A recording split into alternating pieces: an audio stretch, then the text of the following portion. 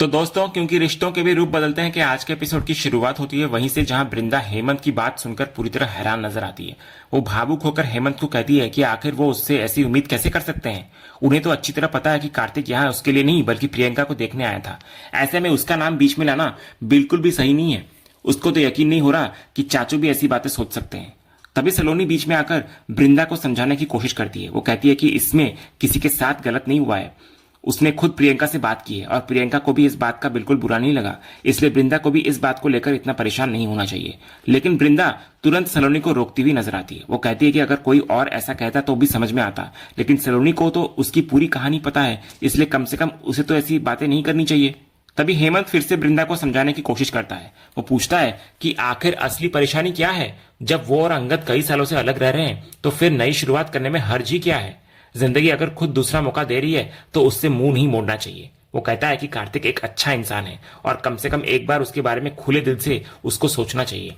लेकिन बृंदा साफ शब्दों में कहती हुई नजर आती है कि वो ऐसा सोच भी नहीं सकती।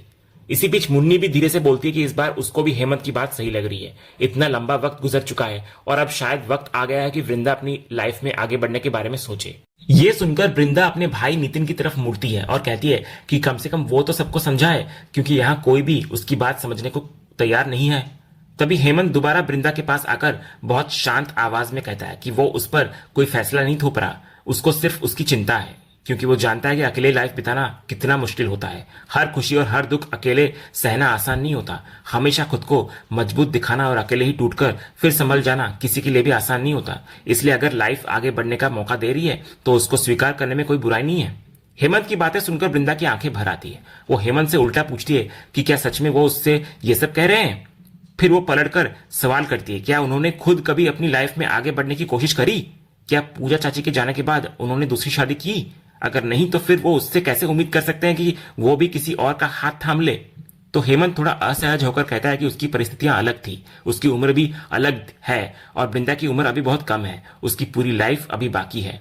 लेकिन वृंदा उसकी बात को काट देती है। वो कहती है कि असली वजह उम्र नहीं है, असली वजह प्यार है, क्योंकि आज भी हेमंत के दिल में पूजा चाची की जगह कोई नहीं ले पाया। इंसान इस दुनिया से चला जाता है लेकिन सच्चा प्यार कभी खत्म नहीं होता, और उसने भी अपनी लाइफ में सिर्फ एक बार प्यार किया था और वो प्यार सिर्फ अंगद था, इसलिए वो किसी और के बारे में सोच भी नहीं सकती। ये कहते कहते वृंदा की आंखों में आंसू आ जाते हैं। घर के सभी लोग उसको संभालने की कोशिश करते हैं।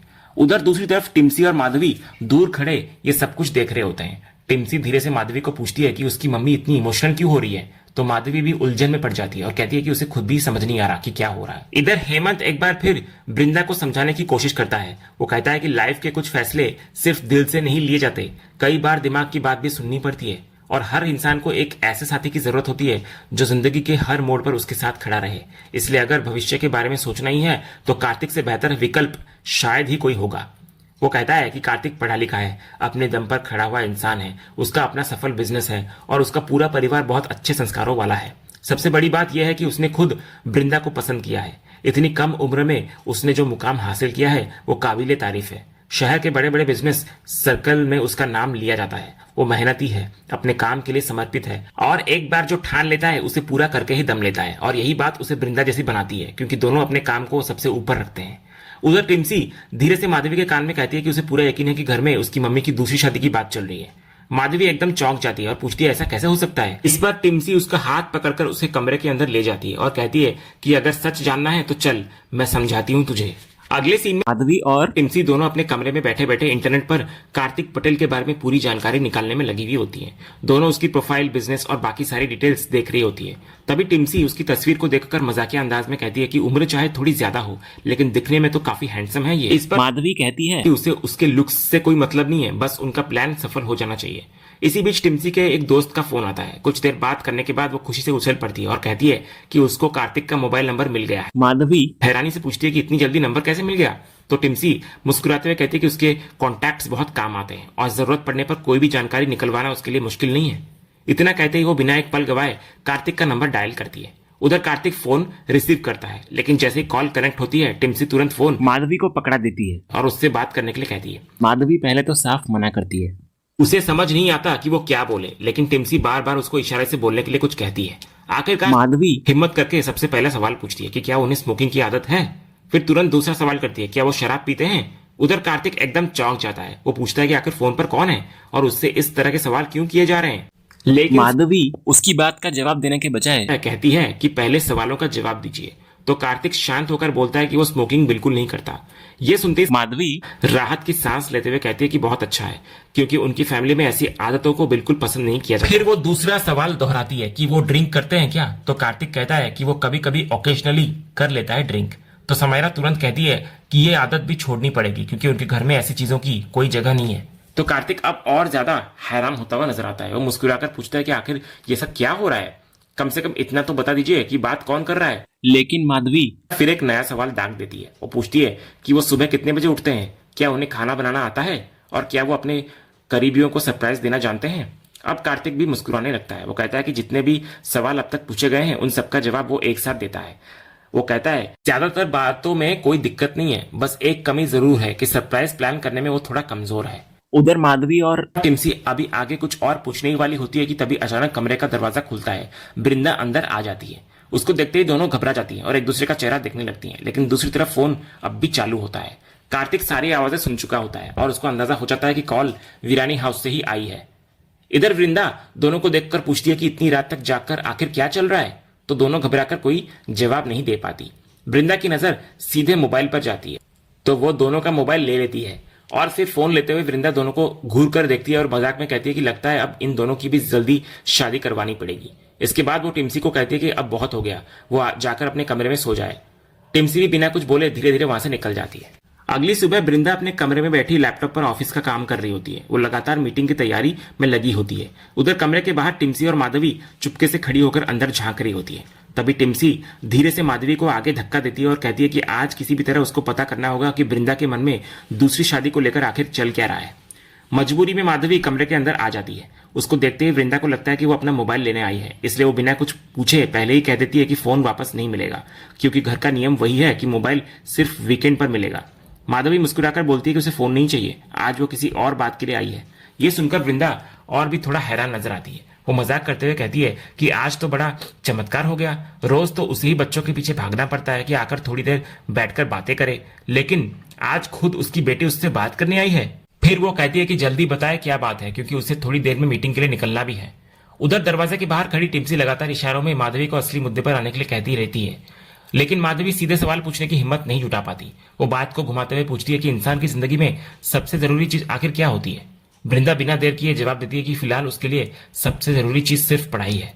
माधवी कहती है कि उसे ये बात पता है, लेकिन कभी कभी जिंदगी बहुत मुश्किल भी हो जाती है और इंसान को दर्द भी सहना पड़ता है। इतना सुनते ही वृंदा एकदम गंभीर हो जाती है। उसको लगता है कि शायद कॉलेज में कोई परेशानी हुई है। वो तुरंत पूछती है कहीं किसी ने उसे कुछ कहा तो नहीं, या फिर ऑनलाइन किसी ने उसे परेशान किया है क्या। लेकिन माधवी उसको भरोसा दिलाती है कि ऐसा कुछ भी नहीं हुआ, वो सिर्फ एक सामान्य सवाल पूछ रही थी। इसके बाद वो धीरे धीरे प्यार की बात छेड़ती है। वो कहती है कि आखिर प्यार भी तो इंसान की लाइफ का एक अहम हिस्सा होता है और हर किसी को अपने जीवन में प्यार चाहिए होता है। ये सुनकर वृंदा तुरंत उसको रोकती है। वो समझाती है कि अभी उनकी उम्र इन सब बातों में पड़ने की नहीं है। इस समय उसको सिर्फ अपनी पढ़ाई और अपने भविष्य पर ध्यान देना चाहिए। इधर माधवी बार बार बाहर खड़ी टिम्सी की तरफ देख रही होती है, क्योंकि वो असली सवाल पूछ ही नहीं पा रही होती। लेकिन ये बात वृंदा की नजरों से छिप नहीं पाती। वो तुरंत आवाज लगाकर टिम्सी को अंदर बुलाती है। दोनों को अपने सामने बैठा कर वृंदा समझाती है कि टिम्सी बड़ी है, इसलिए उसको माधवी को सही रास्ता दिखाना चाहिए, लेकिन वो खुद भी उसी दिशा में जा रही है। वो दोनों लड़कियों से कहती है कि अभी उनकी पूरी उम्र पड़ी है, अभी उनका सबसे बड़ा लक्ष्य पढ़ाई, करियर और अपने सपनों को पूरा करना होना चाहिए। घर में चाहे जो भी बातें चल रही हो, लेकिन उन्हें उन बातों में पड़ने की बिल्कुल जरूरत नहीं है। आज के समय में जिंदगी पहले से कई ज्यादा मुश्किल हो चुकी है, इसलिए वो नहीं चाहती कि दोनों अभी से इन बातों के बारे में सोचे। इतना समझाकर वृंदा वहां से ऑफिस के लिए निकल जाती है।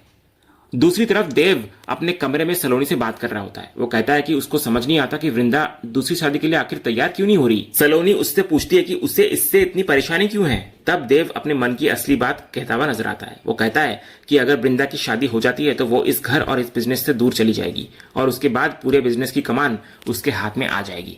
सलोनी इस पर देव को समझाने की कोशिश करती है कि अगर वृंदा शादी नहीं करना चाहती तो इसमें किसी को दखल नहीं देना चाहिए। वैसे भी कार्तिक और उसका परिवार यहाँ प्रियंका को देखने आए थे, लेकिन देव कहता है कि प्रियंका के लिए तो बाद में भी कोई लड़का या रिश्ता मिल जाएगा, असल मौका तो वृंदा को लेकर है। फिर वो अपनी बिजनेस वाली सोच सामने रखता है। वो कहता है कि कार्तिक की कंपनी उनके सबसे बड़े क्लाइंट्स में से एक है। उनकी फैक्ट्री का बड़ा कारोबार उसी कंपनी पर निर्भर करता है। मार्केट में एक नया मटेरियल भी आया है जिसका अधिकार सिर्फ उन्हीं के पास है। अगर ये रिश्ता नहीं बना और वे दूसरी कंपनी के साथ चले गए तो उनके बिजनेस को बहुत बड़ा नुकसान हो सकता है। इसलिए उसके हिसाब से इस रिश्ते का फायदा सिर्फ परिवार को नहीं बल्कि बिजनेस को भी होगा, और अगर शादी हो गई तो पूरा कारोबार उसके हाथ में आ जाएगा। इतना कहने के बाद देव की नजर बेड के पास रखे ड्रॉअर पर जाती है। उसे वहां एक स्किन क्रीम दिखाई देती है। फिर वो पूछता है कि उसने इसे यहाँ क्यों छुपा रखा है, क्या उसके मायके से आया है ये चीज।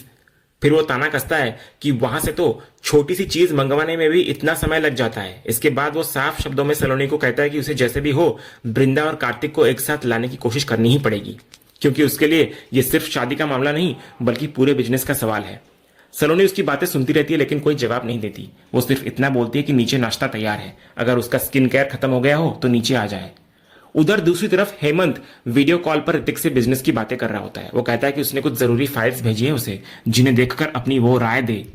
उसी समय मुन्नी भी वहां मौजूद होती है। वो ऋतिक से कहती है कि अब जल्दी वापस उसको घर आ जाना चाहिए। इसके बाद हेमंत ऋतिक के चेहरे पर तनाव देखकर पूछता है कि आखिर वो इतना परेशान क्यों दिखाई दे रहा है। तो ऋतिक हल्की मुस्कान के साथ बोलता है कि जब भी बैलेंस शीट, अकाउंट्स और आंकड़ों में उलझता है वो उसका सिर घूमने लगता है। कभी कभी उसे लगता है कि वो गलत फील्ड में आ गया। पहले संगीत के साथ उसकी लाइफ कितनी आसान और सुकून भरी थी। हेमंत इस पर उसको समझाता है कि वो जानता है कि बचपन से उसका मन संगीत में ही लगता था, लेकिन जिम्मेदारियां निभाने के लिए काम करना भी जरूरी है। इस पर ऋतिक बोलता है कि संगीत का शौक भी उसे अंगद की वजह से ही लगा था। अंगद को सुरों से बेहद लगाव था। जब उन्होंने संगीत से दूरी बना ली तब उसने यानी ऋतिक ने उस शौक को अपना लिया, और उसे अब पूरा भरोसा है कि अगर आज भी अंगद सामने हो तो सुरों की पहचान उससे कई बेहतर करेंगे वो। कुछ देर बाद कॉल खत्म हो जाती है। फोन रखने के बाद ऋतिक अकेले खड़ा पूरे परिवार के बारे में सोचता है। वो मन ही मन कहता है कि पता नहीं उनके घर को किसकी नजर लग गई। जो परिवार कभी खुशियों से भरा रहता था वो आज पूरी तरह बिखर चुका है। फिर वो भगवान से प्रार्थना करता है कि एक दिन सब कुछ पहले जैसा कर दें और पूरे परिवार को फिर से एक कर दें। और इसी भावुक पल के साथ आज का ये एपिसोड यहीं पर खत्म होता है। तो दोस्तों, आपको आज के एपिसोड का अपडेट कैसा लगा, अपनी राय हमें कमेंट बॉक्स में जरूर बताएं। अगर आपको आज का ये वीडियो पसंद आया हो तो वीडियो को लाइक और शेयर जरूर करें, और ऐसे ही लेटेस्ट एपिसोड के अपडेट्स जानने के लिए हमारे इस चैनल को सब्सक्राइब करना ना भूलें और बेल आइकन को भी जरूर दबाएं। मिलते हैं अगले एपिसोड के अपडेट के साथ, तब तक के लिए धन्यवाद।